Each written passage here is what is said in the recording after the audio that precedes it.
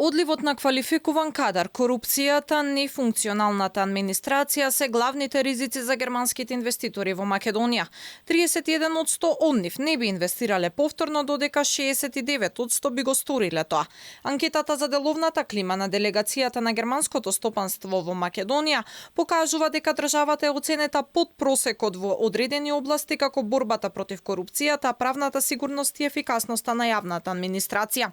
Голем предизвик за компаниите е и трошокот за персонал, односно краткото време за прилагодување на промената на висината на платите. Германските инвеститори доставија и така наречен список на желби до новата влада. Прва желба – продолжување на отворениот диалог.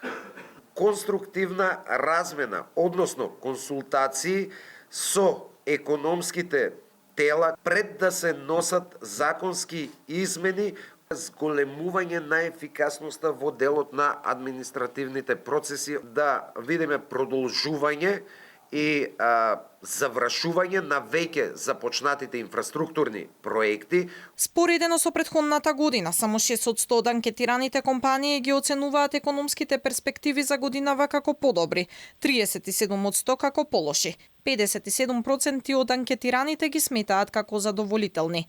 Оние кои не би се вратиле во Македонија да инвестираат е заради што би одбрале друга држава. Се поатрактивна дестинација станува Северна Африка.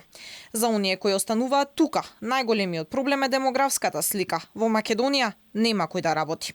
Ние во Македонија веќе немаме млади луѓе, многу малку деца се раѓаат. Тие што се образовани напуштаат земјата, почна и многу необразовани кадри да напуштаат земјата.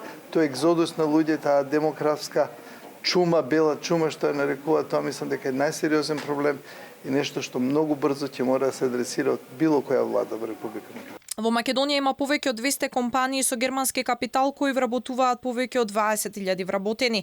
Германија е најголемиот трговски партнер на Македонија. Според државната статистика, лани размената надминала 4,8 милиарди евра. Извозот бил 3 пати поголем од увозот и достигнал 3,6 милиарди евра.